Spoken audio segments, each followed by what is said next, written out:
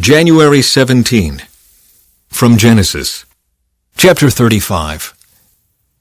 Then God said to Jacob, "Get ready and move to Bethel and settle there. Build an altar there to the God who appeared to you when you fled from your brother Esau." So Jacob told everyone in his household, "Get rid of all your pagan idols, purify yourselves, and put on clean clothing. We are now going to Bethel, where I will build an altar to the God who answered my prayers when I was in distress. He has been with me wherever I have gone." So they gave Jacob all their pagan idols and earrings, and he buried them under the great tree near Shechem. As they set out, a terror from God spread over the people in all the towns of that area, so no one attacked Jacob's family. Eventually, Jacob and his household arrived at Luz, also called Bethel, in Canaan. Jacob built an altar there and named the place El Bethel, which means God of Bethel, because God had appeared to him there when he was fleeing from his brother Esau. Soon after this, Rebekah's old nurse Deborah died. She was buried beneath the oak tree in the valley below Bethel. Ever since, the tree has been called Elon Bakuth, which means Oak of Weeping. Now that Jacob had returned from Padan Aram, God appeared to him again at Bethel. God blessed him, saying, "Your name is Jacob, but you will not be called Jacob any longer. From now on, your name will be Israel." So God renamed him Israel.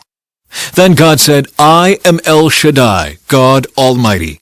Be fruitful and multiply. You will become a great nation, even many nations. Kings will be among your descendants, and I will give you the land I once gave to Abraham and Isaac. Yes, I will give it to you and your descendants after you."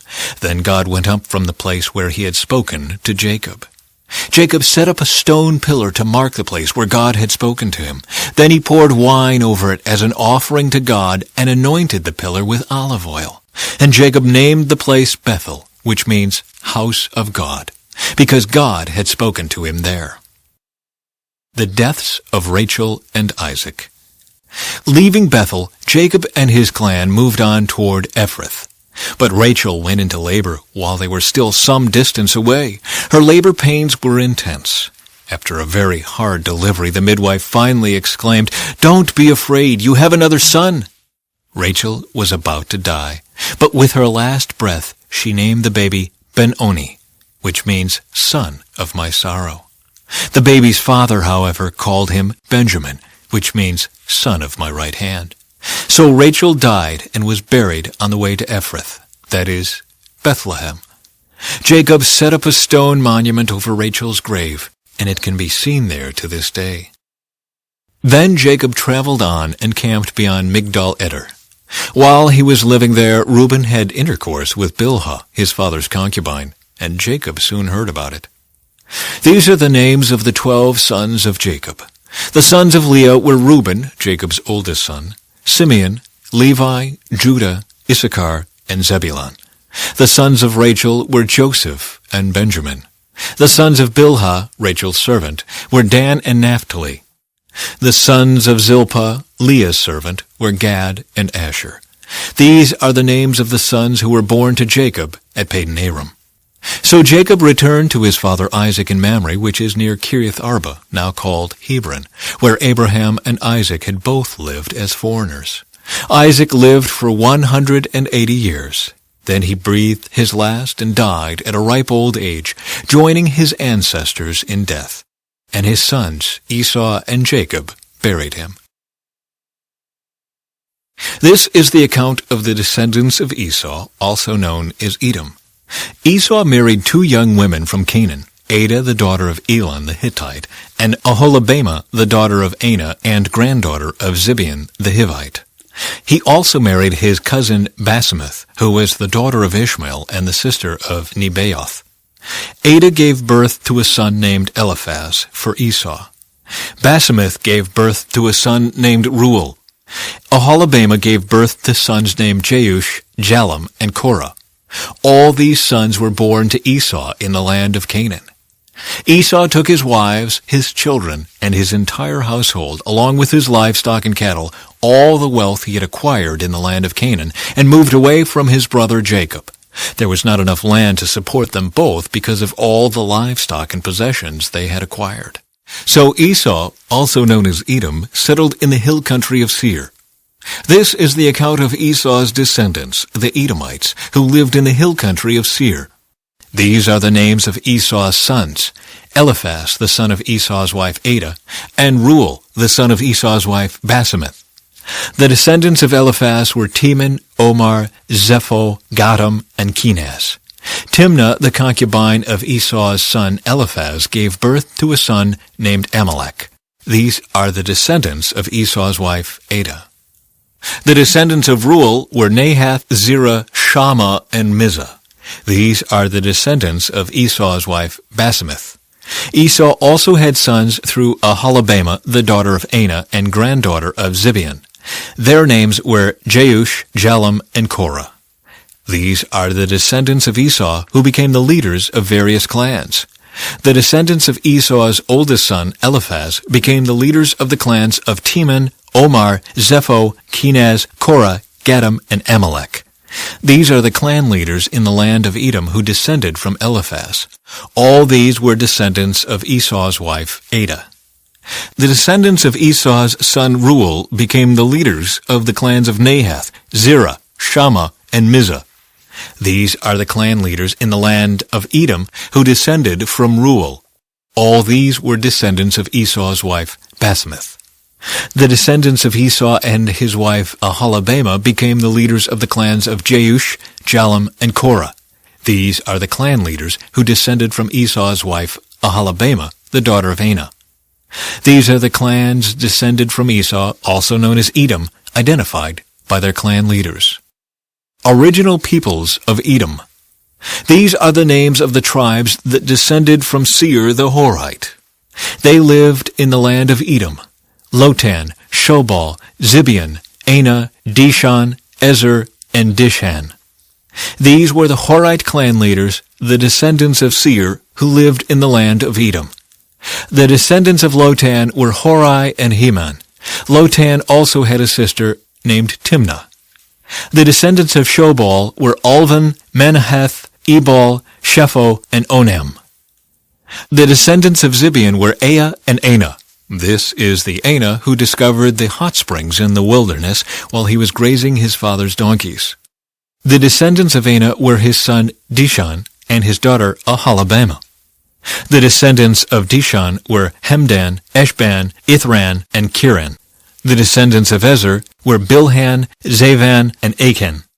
The descendants of Dishan were Uz and Aaron. So these were the leaders of the Horite clans: Lotan, Shobal, Zibeon, Anah, Dishan, Ezer, and Dishan. The Horite clans are named after their clan leaders who lived in the land of Seir. Rulers of Edom. These are the kings who ruled in the land of Edom before any king ruled over the Israelites. Bela, son of Beor, who ruled in Edom from the city of Dinhabah. After Bela died, Jobab, son of Zerah, from Basra, became king in his place. After Jobab died, Husham from the land of the Temanites became king in his place. After Husham died, Hadad, son of Bedad, became king in his place and ruled from the city of Avith. He was the one who defeated the Midianites in the land of Moab.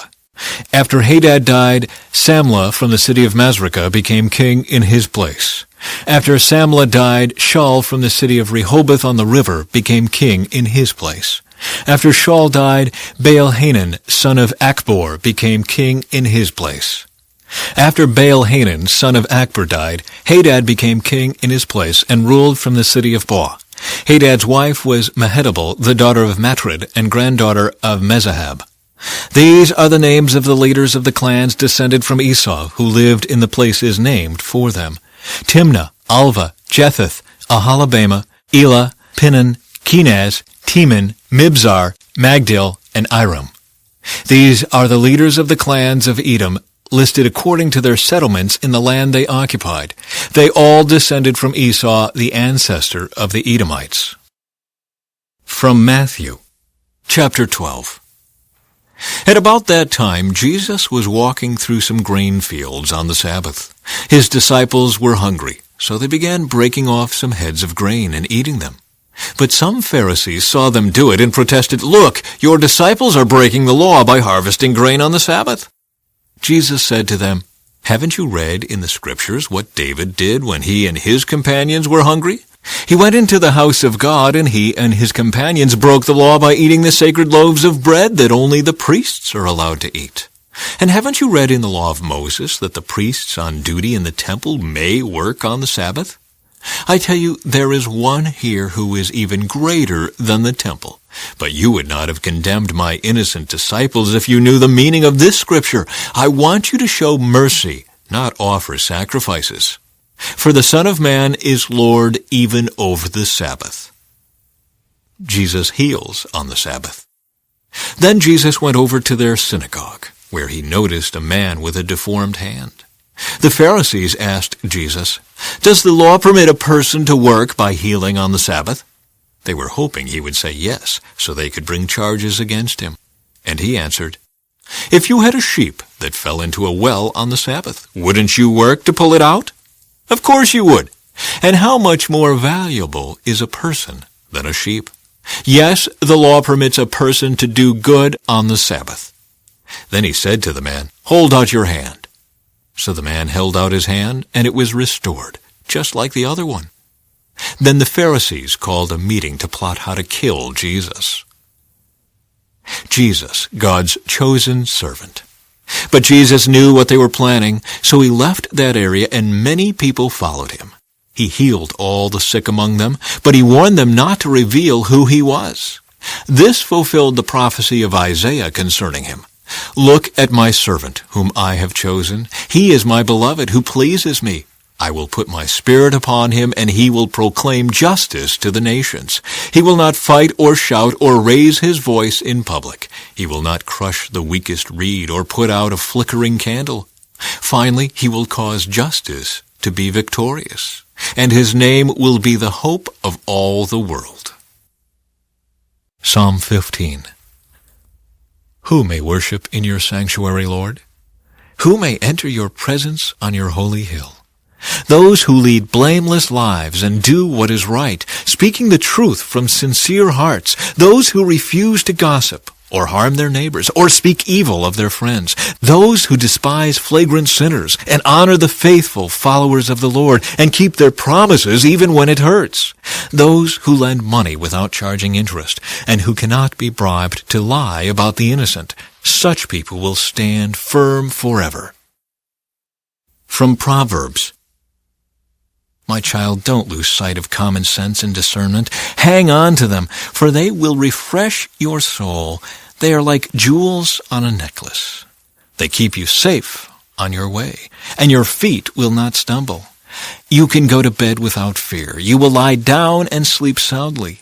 You need not be afraid of sudden disaster or the destruction that comes upon the wicked, for the Lord is your security. He will keep your foot from being caught in a trap.